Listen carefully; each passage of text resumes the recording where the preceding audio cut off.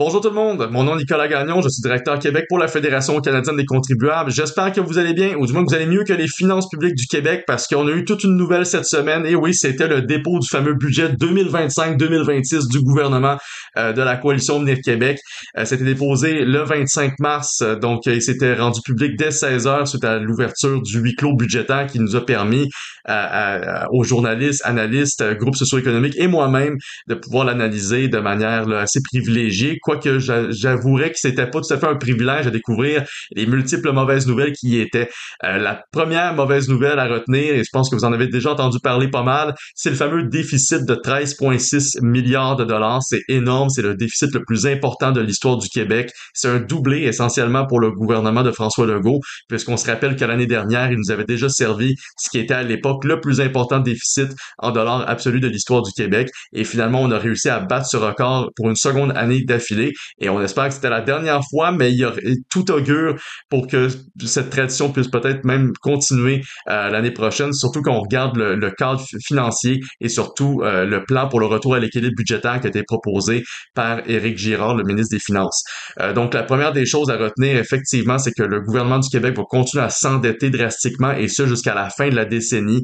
Et non seulement on va continuer à pelleter par en avant sur le dos des générations futures une dette de plus en plus insurmontable et impayable, mais cette dette-là va continuer à nous priver d'une marge de manœuvre assez importante parce que cette année seulement, les frais d'intérêt sur la dette vont nous coûter approximativement 9,6 milliards de dollars.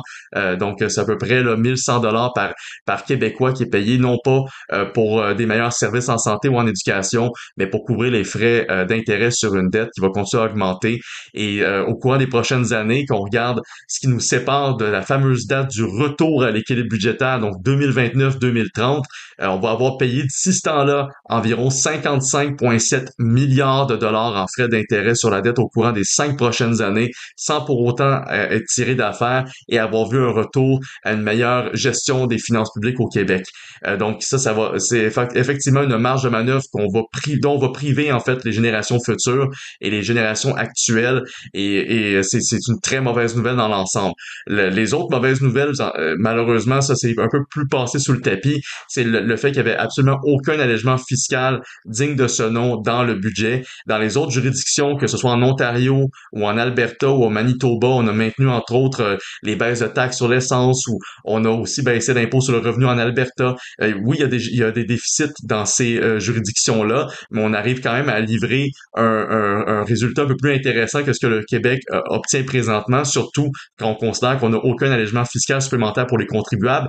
Pire encore, en fait, le gouvernement du Québec a décidé d'aller de l'avant avec certains ajustements, donc il va venir piger davantage dans vos poches en catimini. Une des choses parmi ces mesures-là, c'est entre autres l'ajustement du taux de la TVQ sur les cotisations d'assurance, sur les primes d'assurance. Donc, essentiellement, comme vous le savez, au Québec, on paye, dans le fond, une taxe sur les produits d'assurance qui est de 9% et elle va être ajustée à 9,975. Donc, on harmonise la taxe sur les produits d'assurance avec la TVQ essentiellement. C'est un point de pourcentage de plus, mais pour une famille ou pour quelqu'un qui va payer sur une base annuelle pour l'ensemble de ses produits d'assurance environ 4000 dollars, ben c'est environ 40 dollars de plus qui est pigé dans ses poches.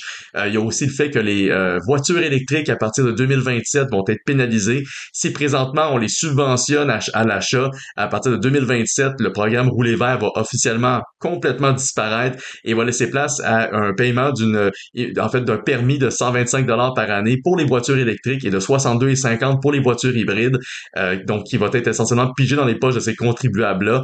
Donc c'est assez particulier que le gouvernement du Québec subventionne les voitures électriques pour ensuite reprendre ce montant-là, ou du moins une partie de ce montant-là sur une base annuelle dès que le programme de subvention des voitures électriques sera suspendu, mais le gouvernement étant comme il est présentement, on n'est pas tout à fait surpris. Et finalement, le culminant en fait de ce budget-là qui a été présenté, comme je l'ai mentionné un peu plus tôt, la notion de l'équilibre budgétaire, c'est important, il faut qu'on arrête de pelleter de la dette par en avant, et le plan qui a été livré par Éric Girard en ce qui a trait à ce retour à l'équilibre budgétaire ne tient sur absolument rien. En anglais, on appelle ça du wishful thinking. On espère que la croissance économique va être au rendez-vous. On espère que le gouvernement fédéral va donner plus d'argent. On espère même que l'impôt sur le gain en capital va être augmenté. Et donc, le gouvernement du Québec espérait que le gouvernement fédéral aille finalement de l'avant en 2026 avec cette mesure, mais ça a été officiellement complètement aboli par le gouvernement fédéral la semaine dernière.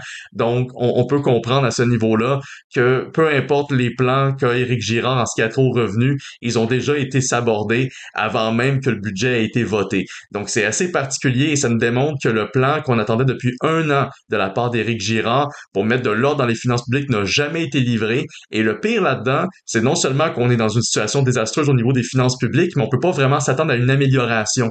Et pourquoi? Parce que l'année prochaine, on tombe en année électorale. On arrive essentiellement en 2026 et comme vous le savez, en octobre 2026, il y aura des élections au Québec et c'est très rare voir possiblement jamais arrivé dans l'histoire du Québec qu'un gouvernement en pleine année électorale se mette à faire des compressions budgétaires et à faire un ménage qui, aux yeux de certains, pourrait sembler impopulaire, mais qui reste toutefois 100% nécessaire.